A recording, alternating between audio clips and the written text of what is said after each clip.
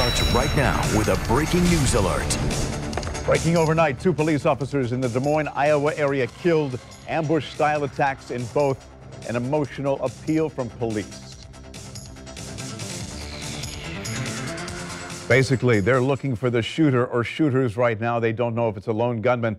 And during that news conference, the police officer who was involved teared up and said to the news media and to the public, "We need your help finding this person."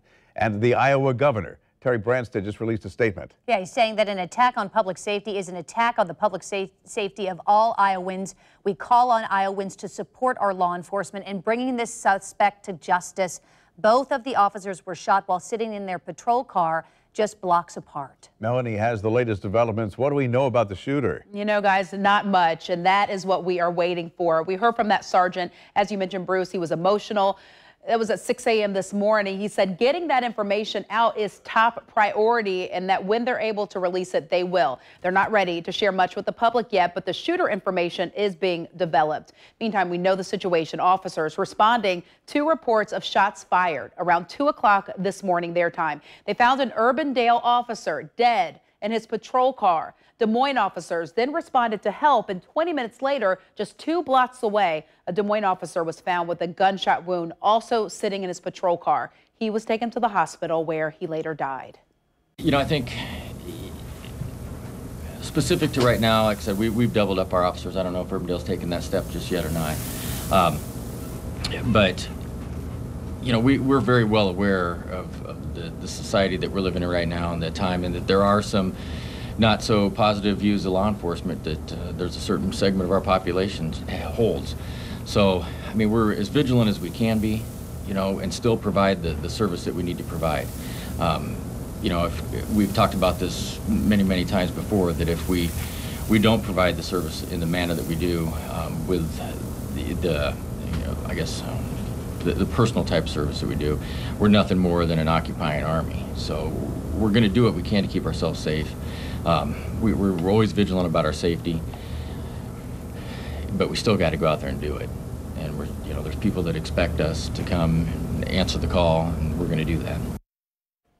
And right now, public safety, the safety of those other officers, top priority. They have closed streets around both of those scenes. Also, schools in Urbandale have been canceled for today. Authorities also trying to figure out if this was just one gunman or more as this investigation continues. Jen, over to you. Thank you, Mel. Joining us now on the phone this morning is our crime and safety analyst, Gil Smith, a retired Jacksonville Sheriff's officer. Gil, good morning to you. First of all, your reaction hearing this. Well, we don't really hear a lot about Des Moines, Iowa in the news, but they do have a serious crime problem there. And to have 2 officers killed, not even in the same location, but, you know, a good distance apart, is very troubling. It really sounds like this is something that was planned and carried out, and that's something that was just a reaction to an officer doing something or an officer on the call. It really sounds like this was something that was actually planned in advance. Well, we saw that the police sergeant, you know, just emotional, tearing up, not a real surprise considering, you know, law enforcement is always such a tight-knit community. And we know that families really always have to prepare for something like this, families of law enforcement. But, you know, you hope that you never get that call. And 2 families get it this morning. Yeah, you could get to have someone call and telling you that, or coming to your home, the chaplain coming to your home telling you that someone was killed in the line of duty. You know, it's very difficult. And you look at the city of Jacksonville, it's been over 20 years since someone was killed that way. But in Des Moines, Iowa, they've had 5 police officers killed just in this year alone. And, you know, it's a real problem there because their crime rate, their violent crime rate in Iowa is 92% higher than the national average. So they have a lot of issues to deal with there. And the other reports of officers killed in Des Moines associated with, at least the last 2 in March, are associated with a car accident. But Gil, let's talk a little bit about how these 2 officers were targeted. Do you find, having been in law enforcement for as long as you were, I mean, are you really vulnerable sitting alone in a patrol car at night? It depends. It just depends on the area. It depends on the crime rate. It depends on what's going on in the city. I would say there in Iowa, yes, it's like the 100th largest city in the country. You know, it's a lot smaller compared to other major metropolitan areas.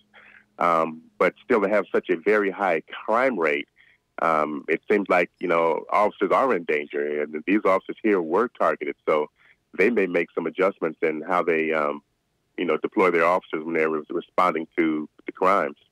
I'm looking back in the 19 years that I have been, in this business and the police beat reporter, also for about 8 years. I can't remember, help me here, do you remember any time in the last many years where it appears that police officers are the target of these vicious attacks, where members of the public want to kill them for what appears to be no apparent reason? Right, and police officers aren't thinking about that when they are responding to a call. They're thinking about getting to the scene quickly, looking out, checking the area very closely before they respond, who is there, when is backup coming, how to deal with the actual call itself. It's not something that's on their mind about someone ambushing them. So the second officer was just sitting in the car. So they said, and one report said that he was responding to the call, and one report says he was sitting in the car. So a lot is still unclear about what actually happened throughout the entire crime scene. Former Jacksonville Sheriff's Officer Gil Smith, our News for Jax crime and safety analyst, joining us over the phone. Thank you, Gil. Do appreciate your insight on this terrible tragedy out of Des Moines. We also want to update our viewers on the fact that we're going to get more information from the Des Moines Police Department coming up soon. As soon as that happens, we'll certainly bring it to you live.